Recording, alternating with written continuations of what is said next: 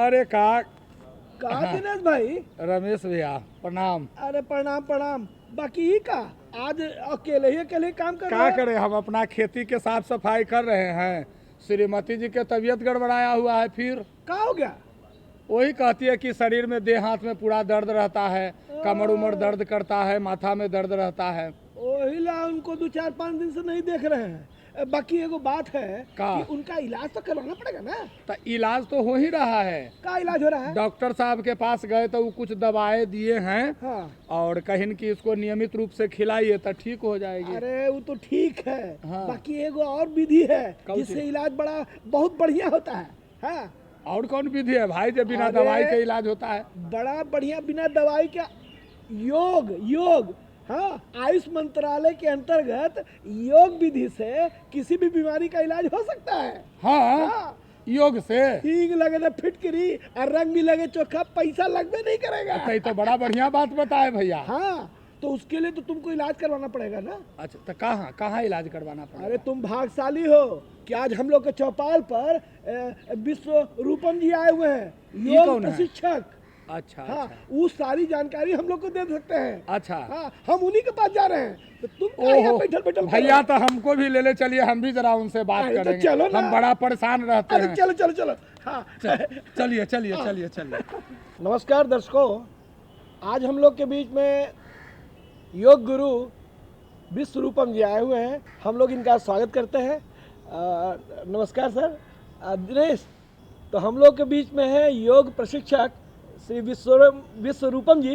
तो इनसे जो भी जानकारी लेना हो आप इनसे जानकारी ले लीजिए। हाँ भैया रमेश जी, वो यही हाँ, हैं बिल्कुल, योग प्रशिक्षक बिल्कुल, विश्व रूपम बिल्कुल। जी ने। प्रणाम सर। हाँ, सर देखिए, असल में क्या है कि ये मेरा दिनेश जो है ना, इसकी पत्नी बहुत बीमार रहती है। हाँ सर, हम बहुत परेशान रहते गांव में हैं। तो बहुत सारे लोग बीमार रहते हैं, लेकिन हमको ये पहले बताइए कि योग क्या है और ये आयुष क्या है।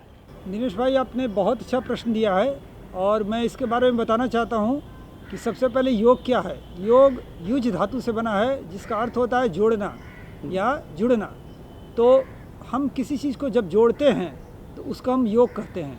और अच्छा। इस समय मूल रूप से हम लोग जिस तरह का वातावरण है उसमें मन को तन से, यानी कि मानसिक न्यूरो को हम मेटाबॉलिज्म सिस्टम से, यानी कि मानसिक शांति के साथ साथ शारीरिक क्रिया जो है वो दोनों के बीच में एक तारतम्यता हो, या हमारा और जो प्रकृति है उसके बीच में एक अच्छे से संतुलन बने और हम स्वस्थ रहें, उसी को हम योग कहेंगे। और अब जरा रही बात आयुष की, तो आयुष शब्द 5 शब्दों से मिलकर बना है जी। जो इस समय सम्मिश्रण है आयुर्वेद का, योग का, यूनानी का, होम्योपैथ का और सिद्ध का। जी। बिल्कुल। तो ये एक बहुत ही, जिस तरह पंच महाभूत मिलकर शरीर का निर्माण करते हैं, उस तरह आयुष शब्द जो है ये पंच विधियों का, ये महान संस्कृति का एक सम्मिश्रण है, जिसमें हम अगर प्रयोग करें, जिसके अंतर्गत बहुत सारी चीज़ें आ जाती हैं। और योग उसके अंतर्गत एक छोटा सा, या कह सकते हैं कि उसका एक अलग ही संसार है। हाँ। और मैं चूँकि योग पर हूँ तो मैं विषय को विषयांतर नहीं करके मैं योग पर ही रिलेटेड जितने भी होंगे मैं उसको बताने का प्रयास करूँगा। आप तो मेरा कहना ये था सर कि जहाँ तक मुझे मालूम है कि योग के द्वारा बहुत सारी बीमारियों का इलाज हो सकता है या उसको दूर किया जा सकता है। तो उसके बारे में थोड़ा बताया जाए कि कौन कौन सी बीमारी या कौन कौन सा योग करने से कौन कौन बीमारी ठीक हो सकता है। जी, प्रश्न आपका बहुत ही सार्थक है और इस समय समकालीन प्रश्न है, क्योंकि जिस तरह से अभी पूरा विश्व, हमारा देश पूरे विश्व के साथ कोरोना से बाहर आने के लिए जितना प्रयास किया और बहुत हद तक बाहर आया है, और इसका सीधा सार्थक यही परिणाम है कि कहीं ना कहीं हम लोग अपनी प्रतिरोधक क्षमता को विकसित करने में सफल हुए। और इसमें योग का योगदान जो है वो अप्रतिम है। और उसको कैसे करेंगे, अगर उस पर आप प्रश्न करते हैं तो मुझे बताने में ज़्यादा सहजता होगी। अरे भाई दिनेश, तो भाई तुम अपना प्रश्न करो ना कि हाँ तुम्हें क्या भैया, तो दिक्कत वही है? तो पूछने के लिए आए हैं। हाँ तो पूछो ना। तो सर जी यह बताइए कि योग से किन किन बीमारियों का दूर किया जा सकता है? हाँ। क्योंकि योग के बारे में बहुत समाचार पत्र के माध्यम से, टीवी में ये सब रोज दिखाया जाता है, लेकिन हम बिल्कुल। समझ नहीं पाते थे। तो कौन कौन से बीमारी है जो इन सब से दूर हो और सकता है? बहुत लोगों को तो ये मतलब ये नहीं समझ में आता है कि योग करे से दवाई खेबे नहीं करेंगे और इलाजो हो जाएगा। ये कैसे होगा, उसका क्या असर पड़ेगा, कैसे होगा, जरा बताइए ना सर। मैं आपको सबसे पहले मैं थोड़ा सा इस विषय से सह विषय जो है उसकी ओर ले जा रहा हूँ जी। कि योग जब हम करते हैं या योग हम करना चाहते हैं और मेरा इच्छा नहीं है, और जिस तरह से बाजारवाद हावी है हमारे जीवन में, भौतिकवाद पूरी तरह से हम उससे ग्रस्त हैं, और हर जगह कहीं न कहीं न मशीनें या दवाओं का एक जो जी जंजाल जो पड़ा हुआ है, अगर उससे हम बाहर निकलना चाहते हैं तो सबसे पहले ये दिमाग में बैठा लें कि योग उसका सर्वोत्तम मार्ग है। क्योंकि योग अगर हम करेंगे तो हमारा जीवन चक्र जो है, यानी जीवन की जो अवधि है वो बढ़ जाएगी। ये सिर्फ योग स्वस्थ करने से? जी हाँ, सिर्फ स्वस्थ ही नहीं रहेगा, क्योंकि जीवन अवधि कैसी बढ़ती है, मैं विषयांतर नहीं होगा, मैं इसी विषय पर रहता हूँ कि जिस तरह आप देखते हैं कि संसार में किसका जीवन सबसे ज़्यादा है, तो आप कछुए का जीवन देखते हैं तो वो 200 प्लस है जी। उसके नीचे आइए सर्प का, तो सर्प का जीवन कैसा है 150 प्लस, यानी 150 वर्ष से ज़्यादा।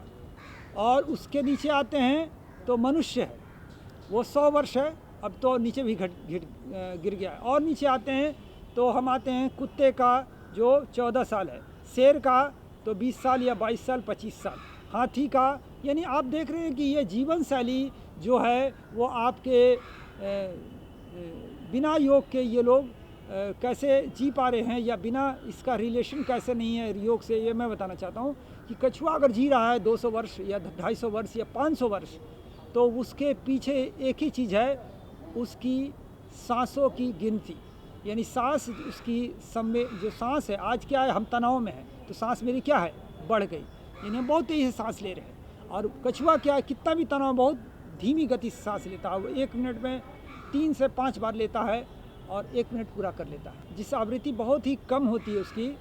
फिर उससे ज़्यादा अगर देखा जाए तो 25 से 30 आवृत्ति लेता है शेर, और वो जीता है कितना 25 वर्ष या 20 वर्ष। तो दर्शकों, आप इस बात को जान लें कि बिना आप श्वासों को नियंत्रित किए बगैर लंबा जीवन नहीं जी सकते हैं। श्वास जैसे ही नियंत्रित होती है वैसे ही आपका मन शांत होगा, और मन शांत होगा तो आपका चयापचय क्रिया है वो शांत हो जाएगी, तीव्र हो जाएगी, और आपका जो भोजन है वो अच्छे से पचेगा, आप जो खाएंगे वो शरीर में लगेगा, आप तनाव मुक्त रहेंगे, तो आप जहाँ भी रहेंगे जैसे भी रहेंगे आपका जीवन स्वस्थ और दीर्घायु होगा। तो दिनेश भाई, मैं आपको बता रहा था कि हमारा जो रोगों का जो चर्चा हमने किया था उसमें सबसे ज़्यादा अगर दुनिया में लोग परेशान हैं तो वो मन के रोग हैं, और दूसरा पेट के रोग हैं।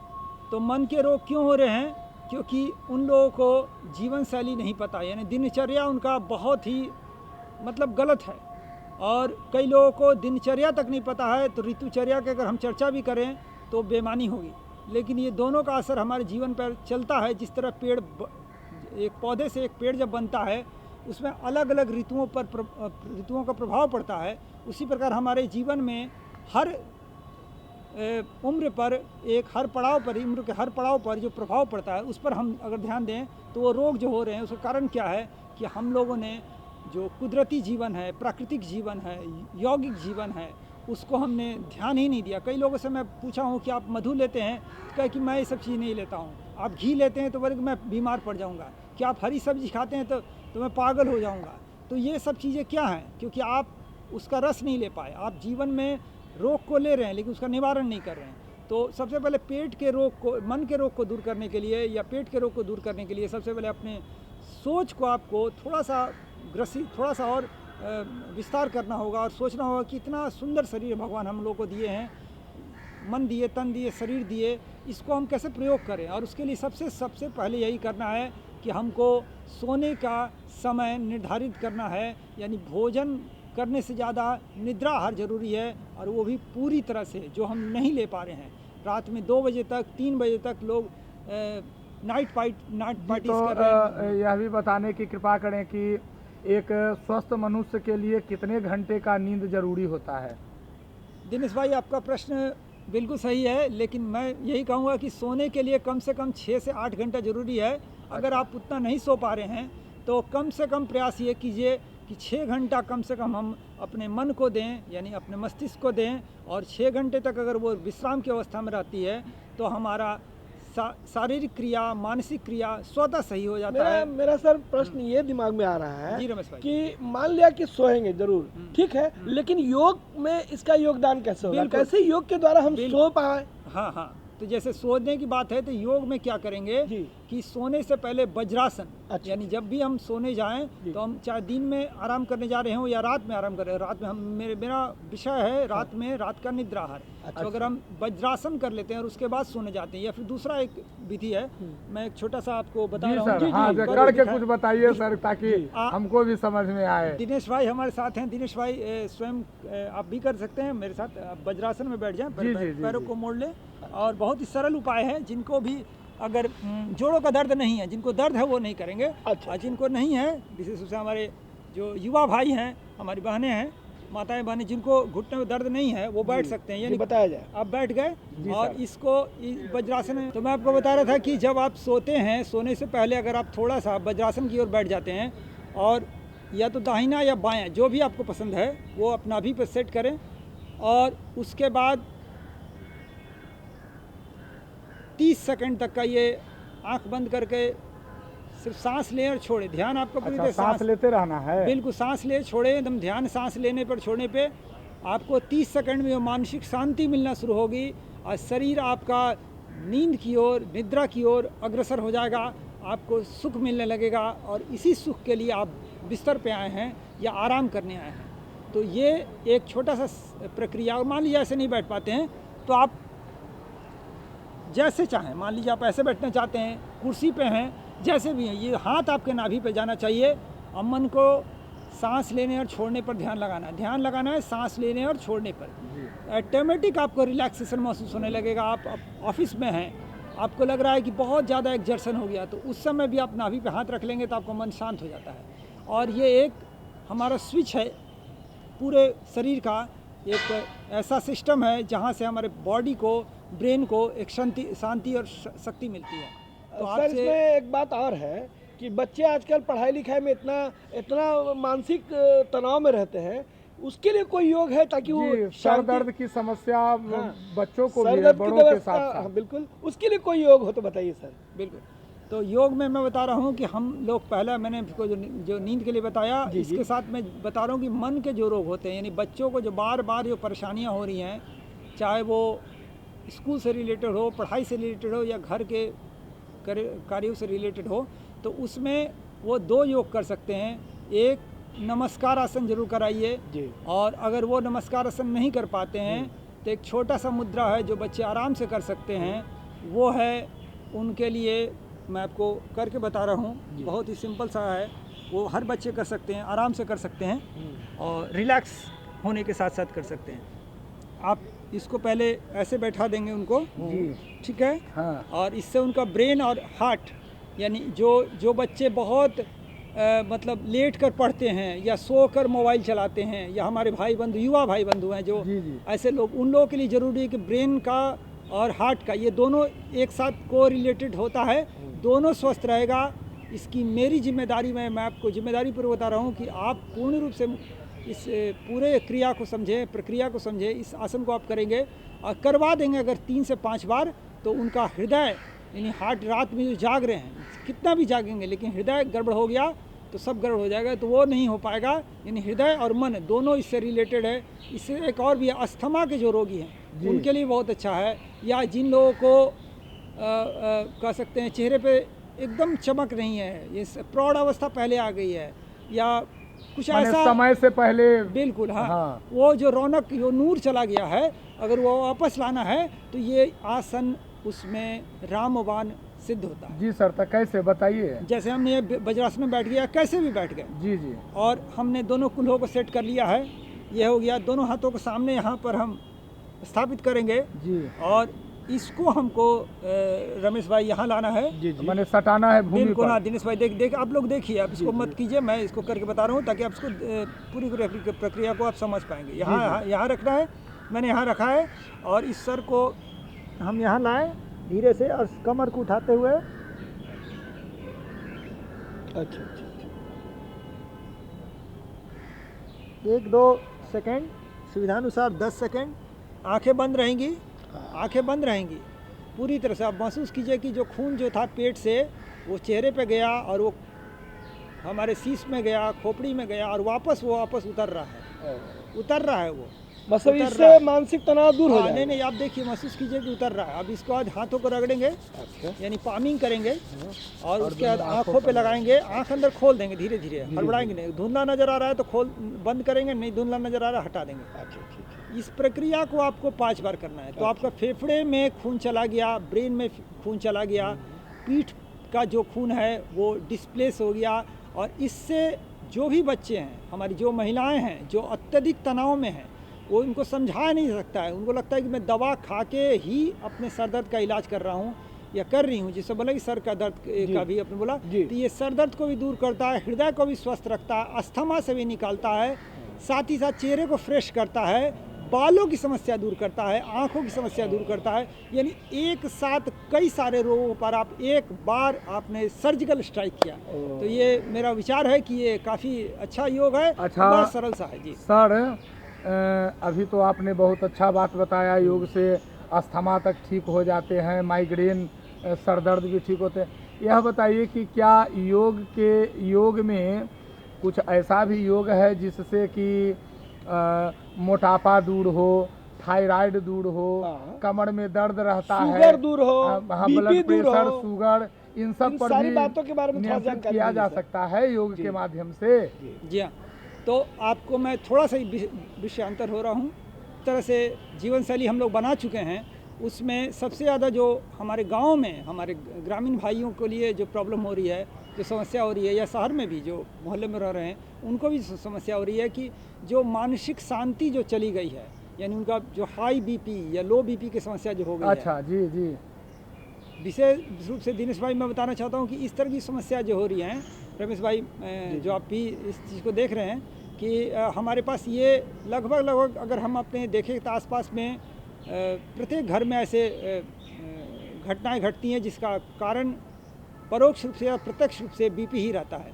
यानी उनको गुस्सा आ गया या गुस्सा नहीं आया या वो एक्टिव नहीं हो पाया और वो काम मतलब निष्पादित नहीं हो पाया, पूर्ण नहीं हो पाया। तो मैं बता रहा हूँ कि ये बीपी को किस तरह कंट्रोल करेंगे बिना दवा के। देखिए, ये जो है मैंने बताया पहले कि बिना दवा के आप अस्थमा को ठीक कर सकते हैं। यानी अस्थमा से पहले ब्रोंकाइटिस, ब्रोंको जिसको फुफ्फुस कहते हैं, फुफ्फुस रोग, यानी आप कहीं भी काम कर रहे हो, धूल में काम कर रहे हो, सड़क पे काम कर रहे हो, आप यातायात में काम कर रहे हो, आप माइंस में काम कर रहे हो, या घर में हो पूरी तरह पैक हो, नाइट ड्यूटी कर रहे हो, डे ड्यूटी कर रहे हो, उसमें ये पहले जो योग बताया वो जरूर करना है, ताकि इससे आपका फेफड़ा स्वस्थ रहेगा, चेहरा स्वस्थ रहेगा, ब्रेन को नया खून मिलेगा। इसको 5 बार जरूर करना है। दूसरा मैं बता रहा हूँ कि आपको बिना किसी दवा के, बिना किसी औषधि के, बिना किसी अतिरिक्त चीज़ों के, यानी बाजारवाद, भौतिकवाद से आप बाहर आइए। पहले आपके शरीर में इतनी शक्तियाँ भगवान ने दी है कि आप बीपी को कंट्रोल कर सकते हैं। तो बीपी को कंट्रोल करने का सबसे सरल उपाय है चंद्रभेदी, यानी हाई बीपी जिसको होता है, यानी जिसको कहते हैं कि दबाव ज़्यादा हो गया, तो वो हाई बीपी को कैसे कंट्रोल। चंद्रभेदी के लिए दिनेश भाई आप इसको करेंगे, मैं आपको बता रहा हूँ जी। तो मैं आपको बता रहा हूँ दर्शकों कि आप किसी भी मुद्रा में बैठ सकते हैं, ऐसा कुछ नहीं है कोई, क्योंकि मैं प्रशिक्षक हूँ और ये मेरा कार्य है। अच्छा, तो साधारण मुद्रा तो यही है सर, पालथी लगाकर बैठना। बिल्कुल दिनेश भाई, आप उसी में बैठे हुए हैं। रमेश भाई बिल्कुल सही आप कह रहे हैं जी। तो आप किसी भी मुद्रा में बैठ जाएं, आपका ध्यान है आपको बीपी को कंट्रोल करना है। आप अगर आपके पास दैनंदिनी है, यानी आपके पास रोस्टर है, आपके पास रजिस्टर है, नहीं तो सादा कागज है, आप उसमें लिख दीजिए कि आने वाले 100 दिनों के अंदर मैं बीपी को समाप्त कर दूंगा। यानी मैं बता रहा हूँ बीपी को आप बीपी के दवा के खाने के जो मचमच है, उसकी जो बार बार जंजाल है, उससे आप देखिए, डॉक्टर बोलते हैं कि बीपी की दवा अगर आपने रोक दी तो आपकी मृत्यु हो जाएगी। मैं आपको बताता हूँ कि बीपी की दवा आप खाएं चाहे मत खाएं, लेकिन आपका बीपी कंट्रोल होगा, आपका बीपी नहीं बढ़ेगा, आप 100 वर्ष की ज़िंदगी जिएंगे। बस आपको 2 चीज़ करनी है जो मैंने बताया। अभी चंद्रभेदी हम करेंगे, मन को चंद्रमा के समान शीतल कर देंगे, और या एक बार आप करेंगे तो कम से कम 12 घंटे तक मन आपका शांत रहता है। फिर आप करेंगे तो फिर 12 घंटे तक आपका मन शांत, और फिर रेगुलर करेंगे तो फिर आपका मन ऑटोमेटिक शांत होने लगेगा। आप कभी उत्तेजित नहीं होंगे, उद्वेलित नहीं होंगे। उत्तेजित होकर तेज आवाज़ से, उद्वेलने से आप काम को बिगाड़ लेते हैं। बना नहीं पाते हैं। जी फिर सर, तो आइए बताइए, बिल्कुल हाँ, मैं कैसे किया चंद्रभेदी जाता हम है? करेंगे और उसके बाद सूर्यभेदी सीखेंगे। जी तो हम देख रहे हैं पहले हाई बीपी को कैसे कंट्रोल किया जाता है। तो दिनेश भाई, सबसे पहले आप जैसे मुद्रा में बैठे हैं, एक हाथ को आप नाभि पर रखें, बायां को, हाँ बिल्कुल, और दाहिना को आप दाहिना नासिका यानी कि बंद करेंगे, बिल्कुल। आप चाहें तो इसको यहाँ भी रख सकते हैं या फिर जैसे हैं वैसे ही रखें, और एक ही से 15 से 20 बार आप सांस लेंगे, बहुत ही स्लोली, आपको कछुए की तरह सांस लेना है, बहुत ही मध्यम मध्यम, हौले हौले, धीरे धीरे 15 बार या 20 बार आप कर चुके हैं। तो दर्शकों, मैं आपको बताता हूँ कि चंद्रभेदी का इतना लाभ है कि आप हाई बीपी को कंट्रोल कर सकते हैं। हाई बीपी को कंट्रोल करने के बाद आपका मन जो शांत होगा, उसका असर आपके चयापचय क्रिया पर पड़ती है। और याद रखिए सबसे पहले कि जब भी आप योग करें तो आपका पेट खाली हो, या सुबह का समय हो, या दिन का समय हो, या रात का समय हो, या आप किसी भी समय करें, तो पेट आप भोजन आप कर लिए तो 3 से 4 घंटा होना चाहिए, या आप भोजन नहीं किए हैं तो सब सर्वोत्तम है। अब हम हाई बीपी का जो है उस पूरी प्रक्रिया को हम संक्षिप्त में बता रहे हैं कि आपने हाथों को नाभि पर स्थापित किया, ये पेट पर स्थापित किया, और दाहिना को आपने बंद किया, या तो आप इस यहाँ लगा ले या फिर ऐसे भी रख सकते हैं। और सांस लिया आपने 11 बार, छोड़ा 11 बार, 21 बार, सुविधानुसार छोड़ दिया, रुक गए। उसके बाद फिर आपने क्या किया, सांस लिया, बंद किया, दाहिने से निकाला, सांस लिया बाएं से, दाहिना से निकाल दिया, इस बायां से लिया, दाहिना से निकाल दिया। इसको भी आप 20 बार 21 बार सुविधानुसार कर सकते हैं। इससे आपका हाई बीपी जो है कंट्रोल हो जाएगा, लेकिन बहुत ही स्लोली, बहुत ही जेंटली करना है, याद रखना है ये विशेष रूप से। और नमक का प्रयोग कम करना है। दूसरा मैं बता रहा हूँ कि लो बीपी यानी जिसको कह सकते हैं जिसका रक्तचाप कम होता है, और वो लोग, दिनेश भाई मैं बता रहा था पहले भी, जो आपने पूछा था कि ये लो बीपी का कैसे होगा, तो लो बीपी से बाहर आने के लिए बिल्कुल उल्टा, इसी का विपरीत, यानी आप चंद्रभेदी करेंगे। यानी इसके लिए आपने हाथों को यहाँ रख लिया, चाहे आप ज्ञान मुद्रा में रख लें, आप जैसे भी चाहें सुविधानुसार में, चूँकि यहाँ पर सुविधा लगती है तो इसको हमने बाईं ओर बंद करना है, बाईं ओर बंद करें, और दाहिना से हम लेंगे, दाहिना से हम छोड़ेंगे। कम से कम 11 बार या 21 बार हमने लिया और छोड़ा, लिया और छोड़ा, लिया और छोड़ दिया। ये कंप्लीट होने के बाद, ये प्रक्रिया पूरा होने के बाद हम दूसरा क्या करेंगे, सांस लेंगे, बायां से लिए, दाहिना से निकाल दिए, बायां से लिए, दाएं से निकाल दिए, बाएं से लिए, दाहिना से निकाल दिए, बाएं से लिए। इसमें स्पीड रखना है, यानी कि आपको तेज करना है। ये श्वास जो प्रक्रिया है इसमें आपको तेज से करना है। जैसे ही आप तेज़ी के साथ करते हैं, आप लो बीपी से हाई बीपी, यानी कि आपका जो बीपी लो है वो कंट्रोल होके आपका सामान्य की ओर बढ़ जाता है। और ये प्रतिदिन करना है, यानी 100 दिन, कोई भी योग करना है तो 100 दिन। अब 100 दिन में आप अपने, जो मैंने बोला कि दैनंदिनी या कागज़ रखते हैं, तो प्रतिदिन आप ये लिखिए कि मेरा नाम, जैसे विश्वरूपम कुमार है, मैं अपना नाम लिखता हूँ कि मैं कुमार, वी कुमार, अपने माता पिता और जिसको भी आप मानते हैं उनको साक्षी मानकर इस बात की घोषणा करता हूँ कि आज के योग से मैं 1% अपने रोग से बाहर आ गया। कल लिखेंगे 2%, परसों लिखेंगे 3%, इस तरह 100 दिन में 100% में वापस आ गया, और आपका रोग मिट जाएगा। इसकी पूरी जिम्मेदारी मेरी है। उज्जयी प्राणायाम का प्रारंभ जो थायराइड को कंट्रोल करती है, तो अगर आप पहली बार कर रहे हैं, जीवन में प्रथम बार कर रहे हैं, तो आपको यहाँ रखना होगा ताकि आपको पता चले कि आप कहाँ से श्वास लेना है, यहाँ से खींचना है, कैसे हम खखार लेते हैं। जैसा तो दिनेश भाई मैं बता रहा हूँ कि हम लोग गांव घर में रहते हैं, तो क्या होता है कि रमेश भाई, हम लोग जाते हैं, अचानक कुछ फंस गया तो क्या करते हैं, खखारते हैं। तो उसी तरह हम लोग यहाँ सांस लेंगे, इससे यहाँ पर 2 उंगली रख लिया और सांस को लेंगे और नाक से निकाल देंगे।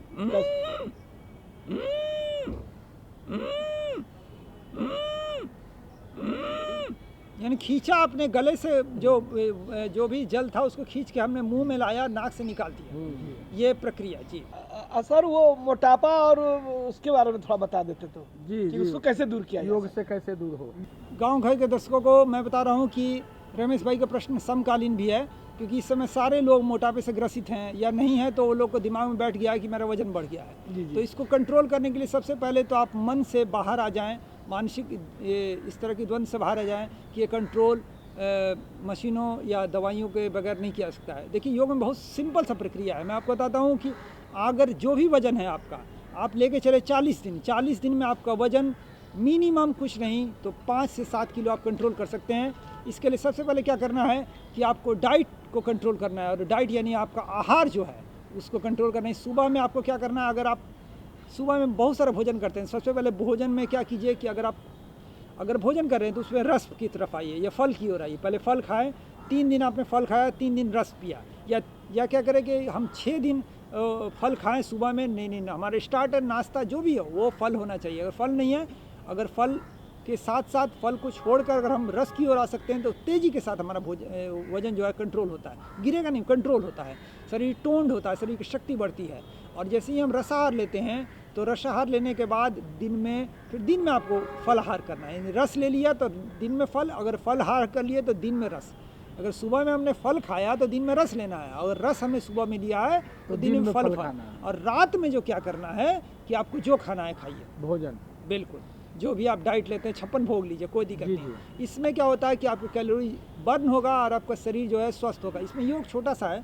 तो पहला योग जो हम बताने जा रहे हैं, आप देखेंगे बहुत ही सिंपल सा है। अगर वजन आपका बहुत ज़्यादा है, देखिए वजन वही कंट्रोल कर रहे हैं जिसको वजन ज़्यादा होता है।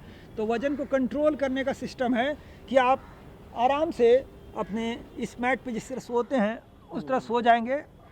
रमेश भाई आप देखें सिर्फ इस चीज़ को, और हमारे दर्शकों को ज़रूर बताएं कि अपने घर में कोई भी मैट हो, कुछ भी हो, हाथों को आप इस तरह से उस पर गाल स्थापित कर लें। अब देख रहे हैं कि गाल को हमने स्थापित कर लिया है और पैरों का स्थिति देख रहे हैं जी, और इसको आपको कहनी तक लाना है, ठीक है ना जी। 1 2 प्रयास करना है। मान लिया अभी नहीं हो रहा है, इतना होगा इतना ही करेंगे, फिर इतना होगा इतना ही होगा। 10 दिन के बाद क्या होगा, ये इसमें टच हो जाएगा, समझ रहे हैं जी। तो ये जो टच हुआ फिर गया, टच हुआ फिर गया, टच हुआ फिर गया, गाल नहीं उठना है। और फिर इस प्रक्रिया को इधर से हम लोग करेंगे, आराम से लेट जाएंगे। देखिए हाथों को एकदम गाल के नीचे रखना है, लेकिन शरीर को एकदम स्थिर रखना है, एकदम सांस को एकदम नियंत्रित कर, सांस के साथ, सांस लिए छोड़े, सांस लिए छोड़े, लिए सांस छोड़े। ये जो प्रक्रिया है बार बार आप करेंगे तो आपका मत्स्य आसन या मत्स्य क्रीड़ासन हम कहते हैं कि आप इसको कर सकते हैं। और इसका लाभ उचित आहार से और इस तरह के योग से हम मोटापे को दूर कर सकते हैं। बिल्कुल, ये प्रथम आसन है। दूसरा, सर आप इतनी अच्छी जानकारी हम लोग को दे रहे हैं, मन नहीं कर रहा है कि आपको छोड़ें, लेकिन जाते जाते हम चाह रहे हैं कि हमारे गांव घर के दर्शकों को कोई अगर विशेष जानकारी या कोई संदेश देना चाहते हैं तो आप बोलिए सर। यही कहना चाहूँगा कि सबसे पहले आप सुबह में जब भी उठें प्रयास करें कि 2 से 5 मिनट आप योग करें।